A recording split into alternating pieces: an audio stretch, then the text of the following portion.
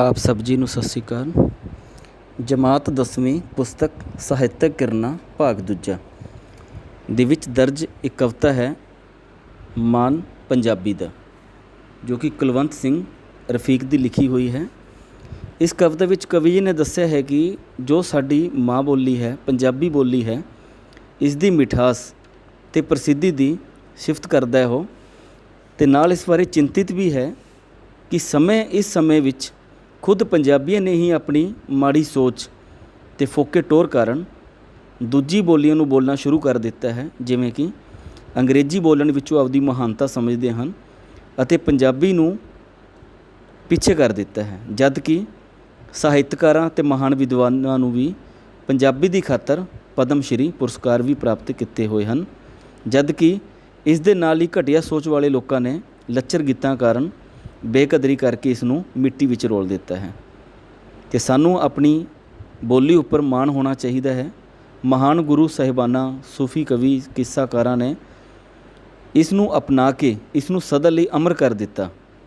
ਕਵੀ ਆਪ ਵੀ ਪੰਜਾਬੀ ਸਦਕਾ ਹੀ ਆਪਣੀ ਪਛਾਣ ਬਣਾ ਸਕਿਆ ਹੈ, ਪਰ ਅਫਸੋਸ ਹੈ ਕਿ ਪੰਜਾਬੀ ਆਪ ਹੀ ਇਸ ਦੀ ਬੇਕਦਰੀ ਕਰ ਰਹੇ ਹਨ, ਦੂਜੀ ਭਾਸ਼ਾਵਾਂ ਨੂੰ ਤਰਜੀਹ ਦੇ ਰਹੇ ਹਨ। ਅਤੇ ਉਸ ਦਾ ਵਿਚਾਰ ਹੈ ਕਿ ਸਾਨੂੰ ਪੰਜਾਬੀ ਦਾ ਇੰਨਾ ਸਤਿਕਾਰ ਕਰਨਾ ਚਾਹੀਦਾ ਹੈ ਕਿ ਕਣ ਕਣ ਵਿੱਚ ਆਵਾਜ਼ ਆਵੇ ਕਿ ਸਾਨੂੰ ਮਾਣ ਹੈ ਆਪਣੀ ਪੰਜਾਬੀ ਬੋਲੀ 'ਤੇ। ਇਸ ਵਿੱਚ ਕਵੀ ਜੀ ਕਹਿ ਰਹੇ ਹਨ ਕਿ ਪਹਿਲੀਆਂ ਕਾਵਿ ਸਤਰਾਂ ਹਨ। ਰੋਮ ਰੋਮ 'ਚੋਂ ਕਰੀਏ ਇਉਂ ਸਨਮਾਨ ਪੰਜਾਬੀ ਦਾ, ਜਰਰਾ ਜਰਰਾ ਕਹਿ ਉੱਠੇ ਸਾਨੂੰ ਮਾਣ ਪੰਜਾਬੀ ਦਾ। ਇਸ ਬੋਲੀ ਵਿੱਚ ਮਾਂ ਵਰਗੀ ਮਮਤਾ ਅਤੇ ਬਖਸ਼ੀਸ਼ ਹੈ, ਤਪਦੇ ਹਿਰਦੇ ਠਾਰਨ ਵਾਲੀ ਜਿਉਂ ਕੋਈ ਬਾਰਿਸ਼ ਹੈ। ਰੱਬੀ ਉਸਤਤ ਵਾਂਗ ਹੈ ਗੁਣਗਾਨ ਪੰਜਾਬੀ ਦਾ, ਜਰਰਾ ਜਰਰਾ ਕਹਿ ਉੱਠੇ ਸਾਨੂੰ ਮਾਣ ਪੰਜਾਬੀ ਦਾ। ਕਵੀ ਜੀ ਇਹਦੇ ਵਿੱਚ ਕਹਿ ਰਹੇ ਹਨ ਕਿ ਆਓ ਸਾਰੇ ਅਸੀਂ ਪ੍ਰਣ ਕਰੀਏ ਕਿ ਮਾਂ ਬੋਲੀ ਪੰਜਾਬੀ ਦਾ ਦਿਲੋਂ ਇਸ ਤਰ੍ਹਾਂ ਸਤਿਕਾਰ ਕਰੀਏ, ਸਨਮਾਨ ਕਰੀਏ ਕਿ ਸਾਡਾ ਲੂੰ ਲੂੰ ਕਹਿ ਉੱਠੇ ਕਿ ਸਾਨੂੰ ਪੰਜਾਬੀ ਹੋਣ 'ਤੇ ਮਾਣ ਹੈ ਅਤੇ ਆਪਣੀ ਬੋਲੀ 'ਤੇ ਸਾਨੂੰ ਮਾਣ ਮਹਿਸੂਸ ਹੋਣਾ ਚਾਹੀਦਾ ਹੈ। ਅਤੇ ਮਾਂ ਬੋਲੀ ਵਿੱਚ ਮਾਂ ਦੀ ਮਮਤਾ ਵਰਗੀ ਨਿੱਘ ਅਤੇ ਬਖਸ਼ੀਸ਼ ਹੈ। ਇਸ ਵਿੱਚ ਤਪਦੇ ਦਿਲਾਂ ਨੂੰ ਸਕੂਨ ਦੇਣ ਵਾਲੀ ਬਖਸ਼ੀਸ਼ ਸ਼ਕਤੀ ਵੀ ਹੈ। ਇਸ ਦੇ ਗੁਣਾਂ ਦੀ ਵਿਆਖਿਆ ਕਰਨਾ ਇਸ ਤਰ੍ਹਾਂ ਹੈ ਜਿਵੇਂ ਰੱਬ ਦੀ ਅਸੀਂ ਸਿਫਤ ਕਰ ਰਹੇ ਹੋਈਏ। ਇਸ ਲਈ ਇਸ ਦਾ ਸਤਿਕਾਰ ਕਰਨਾ ਸਾਡਾ ਜ਼ਰੂਰੀ ਹੈ ਅਤੇ ਸਾਡਾ ਲੂੰ ਲੂੰ ਕਹਿ ਉੱਠੇ ਕਿ ਸਾਨੂੰ ਮਾਣ ਹੈ ਪੰਜਾਬੀ ਹੋਣ ਦਾ। ਗੁਰੂਆਂ ਦੀ ਕਿਰਪਾ ਪਾਤਰ ਸੰਗੀ ਗੁਰਬਾਣੀ ਦੀ, ਸੂਫੀਆਂ ਨੇ ਵੀ ਇਸ ਦੀ ਖੁਸ਼ਬੂ ਰਜ ਰਜ ਮਾਣੀ ਸੀ। ਭਗਤਾਂ ਨੇ ਵੀ ਕੀਤਾ ਸ਼ੁਕਰਾਨਾ ਪੰਜਾਬੀ ਦਾ, ਜਰਰਾ ਜਰਰਾ ਕਹਿ ਉੱਠੇ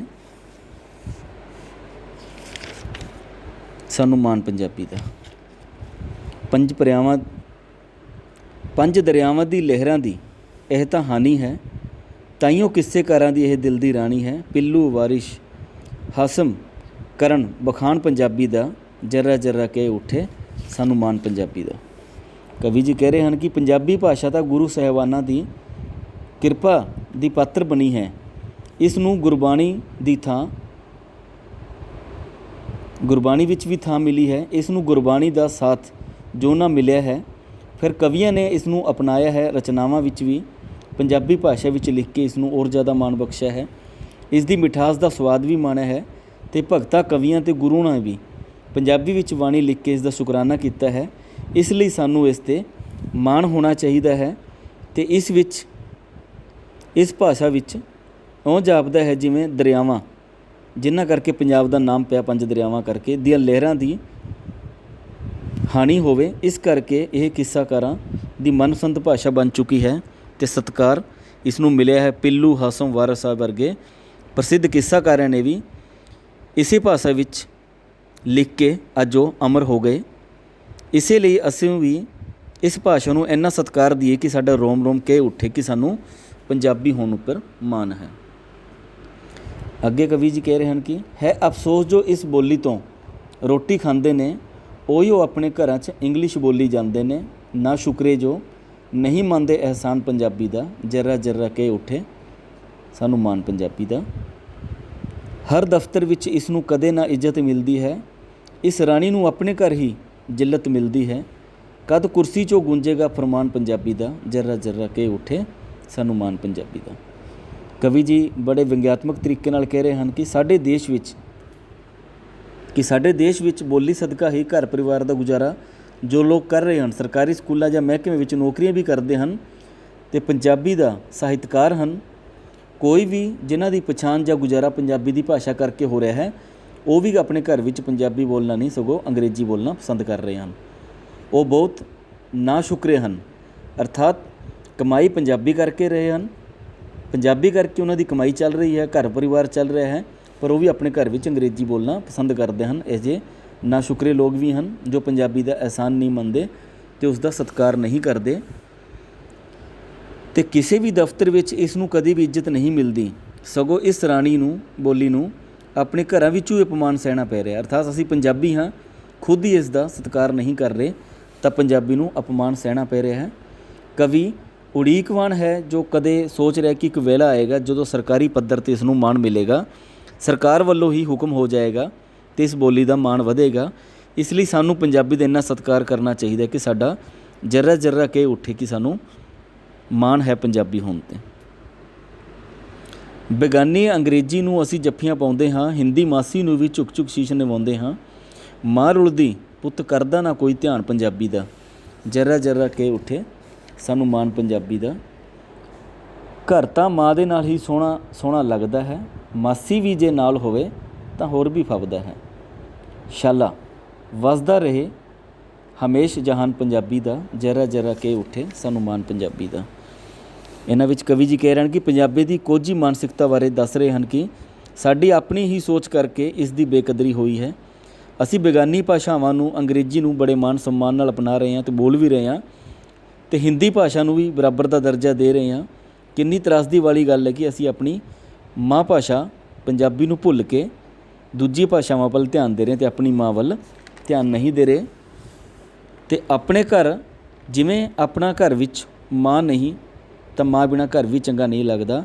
ਜੇ ਮਾਂ ਹੋਵੇ ਅਤੇ ਨਾਲ ਮਾਸੀਆਂ ਵੀ ਆ ਜਾਣ ਤਾਂ ਬਹੁਤ ਹੀ ਅੱਛਾ ਲੱਗਦਾ ਹੈ, ਬਹੁਤ ਹੀ ਚੰਗਾ ਲੱਗਦਾ ਹੈ। ਇਸੇ ਤਰ੍ਹਾਂ ਦੂਜੀ ਭਾਸ਼ਾਵਾਂ ਨੂੰ ਸਿੱਖਣਾ ਚਾਹੀਦਾ ਹੈ, ਚੰਗੀ ਗੱਲ ਹੈ, ਪਰ ਦੂਜਿਆਂ ਦੀ ਪਹਿਚਾਣ ਵਿੱਚ ਆਪਣੀ ਬੋਲੀ ਨੂੰ ਕਦੇ ਨਹੀਂ ਗਵਾਉਣਾ ਚਾਹੀਦਾ।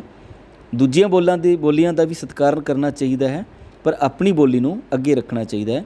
ਕਵੀ ਅਰਦਾਸ ਕਰਦੇ ਕਿ ਰੱਬ ਕਰੇ ਸਾਡੀ ਮਾਂ ਬੋਲੀ ਦਾ ਘਰ ਹਮੇਸ਼ਾ ਹੱਸਦਾ ਵਸਦਾ ਰਹੇ, ਭਾਵ ਸਾਡੀ ਭਾਸ਼ਾ ਹਮੇਸ਼ਾ ਤਰੱਕੀ ਕਰੇ। ਇਸ ਲਈ ਪੰਜਾਬੀ ਦਾ ਸਤਿਕਾਰ ਕਰੀਏ ਅਤੇ ਪੰਜਾਬੀ ਹੋਣ 'ਤੇ ਮਾਣ ਕਰੀਏ।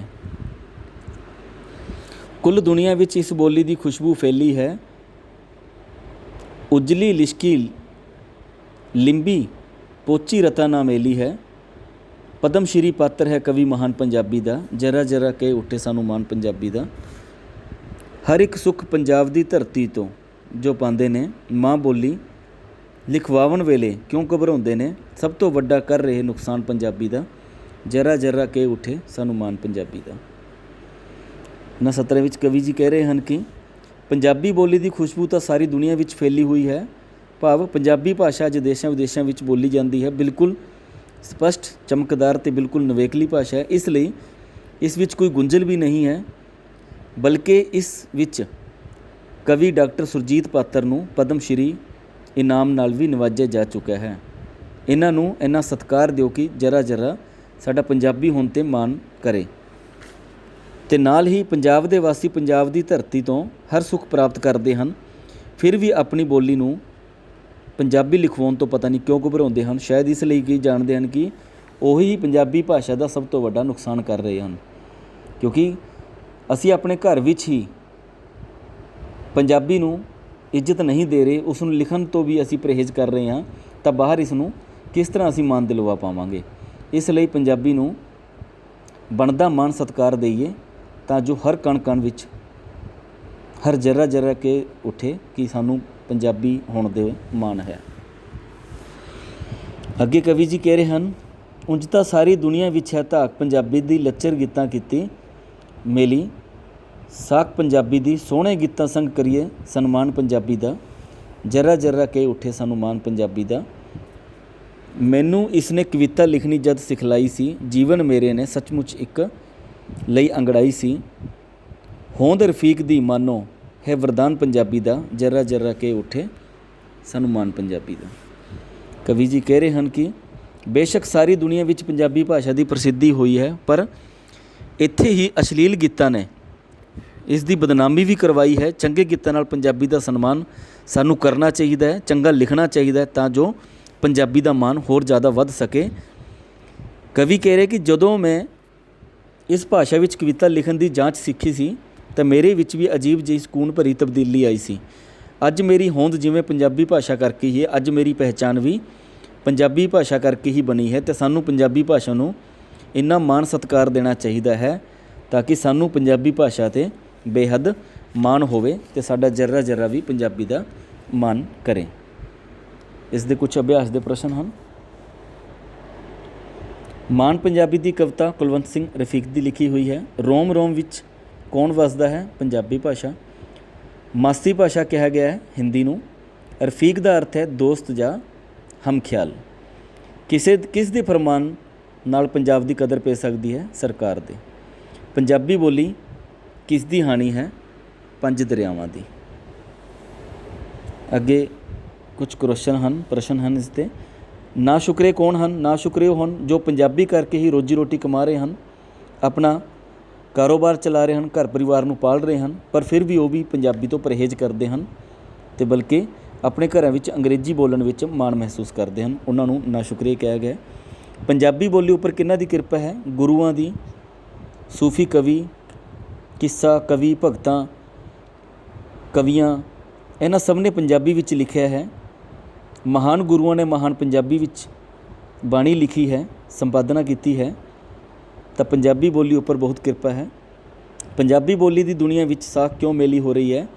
ਕੁਛ ਲੱਚਰ ਗੀਤਾਂ ਕਰਕੇ, ਗੰਦੇ ਗੀਤਾਂ ਕਰਕੇ, ਅਸ਼ਲੀਲਤਾ ਨੂੰ ਪ੍ਰਗਟ ਕਰਨ ਕਰਕੇ ਪੰਜਾਬੀ ਨੂੰ ਮੇਲੀ ਹੋਣਾ ਪੈ ਰਿਹਾ ਹੈ, ਪਰ ਸਾਨੂੰ ਇੱਦਾਂ ਦਾ ਨਹੀਂ ਕਰਨਾ ਚਾਹੀਦਾ ਕਿ ਦੂਜੇ ਹਿੱਸਿਆਂ ਵਿੱਚ ਸਾਡਾ ਮਾੜਾ ਅਸਰ ਪਵੇ। ਰੋਮ ਰੋਮ ਵਿੱਚ ਕੌਣ ਵਸਦਾ ਹੈ? ਰੋਮ ਰੋਮ ਵਿੱਚ ਪੰਜਾਬੀ ਭਾਸ਼ਾ ਵਸਦੀ ਹੈ, ਜੋ ਸਾਡੀ ਮਾਂ ਬੋਲੀ ਹੈ, ਅਤੇ ਮਾਂ ਵਰਗਾ ਪਿਆਰ ਅਤੇ ਨਿੱਘ ਸਾਨੂੰ ਇਸ ਬੋਲੀ ਤੋਂ ਮਿਲਦਾ ਹੈ। ਮਾਸੀ ਕਿਹਾ ਗਿਆ ਹੈ ਹਿੰਦੀ ਨੂੰ, ਪਰ ਕਵੀ ਜੀ ਕਹਿ ਰਹੇ ਹਨ ਕਿ ਮਾਤ ਭਾਸ਼ਾ ਜੋ ਆਪਣੀ ਭਾਸ਼ਾ ਉਸ ਨੂੰ ਛੱਡ ਕੇ ਦੂਜੀਆਂ ਭਾਸ਼ਾ ਨੂੰ ਸਿੱਖਣਾ ਚਾਹੀਦਾ ਹੈ, ਪਰ ਅਪਣਾਉਣਾ ਚਾਹੀਦਾ ਹੈ, ਪਰ ਆਪਣੀ ਭਾਸ਼ਾ ਨੂੰ ਕਦੇ ਵੀ ਭੁਲਾਉਣਾ ਅਤੇ ਗਵਾਉਣਾ ਨਹੀਂ ਚਾਹੀਦਾ। ਪ੍ਰਸ਼ਨ 6 ਹੈ ਰਫੀਕ ਦਾ ਅਰਥ ਹੈ ਦੋਸਤ ਜਾਂ ਹਮਖਿਆਲ। ਕਿਸ ਦੇ ਫਰਮਾਨ ਨਾਲ ਪੰਜਾਬੀ ਦੀ ਕਦਰ ਪੈ ਸਕਦੀ ਹੈ? ਜਦ ਸਰਕਾਰੀ ਪੱਧਰ 'ਤੇ, ਰਾਜਨੀਤਿਕ ਪੱਧਰ 'ਤੇ ਫਰਮਾਨ ਜਾਰੀ ਹੋ ਜਾਏਗਾ, ਕੰਮ ਕਾਜ ਸਾਰੇ ਪੰਜਾਬੀ ਵਿੱਚ ਹੋਣ ਲੱਗਣਗੇ, ਤਾਂ ਇਸ ਦੀ ਦਸ਼ਾ ਹੋਰ ਵੀ ਜ਼ਿਆਦਾ ਸੁਧਰ ਸਕਦੀ ਹੈ। ਪੰਜਾਬੀ ਭਾਸ਼ਾ ਬੋਲੀ ਕਿਸ ਦੀ ਹਾਣੀ ਹੈ? ਪੰਜਾਬੀ ਬੋਲੀ ਦਾ ਇਤਿਹਾਸ ਬਹੁਤ ਪੁਰਾਣਾ ਹੈ। ਪੰਜਾਬੀ ਬੋਲੀ ਪੰਜ ਦਰਿਆਵਾਂ ਦੀ ਹਾਣੀ ਹੈ। ਪੰਜ ਦਰਿਆ, ਪੰਜ ਆਬ, ਜਾਣੀ ਕਿ ਪੰਜ ਪਾਣੀਆਂ ਦੀ ਧਰਤੀ ਪੰਜਾਬ ਸ਼ਬਦ ਬਣਿਆ ਹੈ, ਅਤੇ ਪੰਜਾਬੀ ਇਸ ਨਾਲ ਹੀ ਹੋਂਦ ਵਿੱਚ ਆਈ ਹੈ। ਇਸ ਤਰ੍ਹਾਂ ਸਾਨੂੰ ਪੰਜਾਬੀ ਪੰਜ ਦਰਿਆਵਾਂ ਦੀ ਲਹਿਰਾਂ ਦੀ ਹਾਣੀ ਹੈ। ਧੰਨਵਾਦ।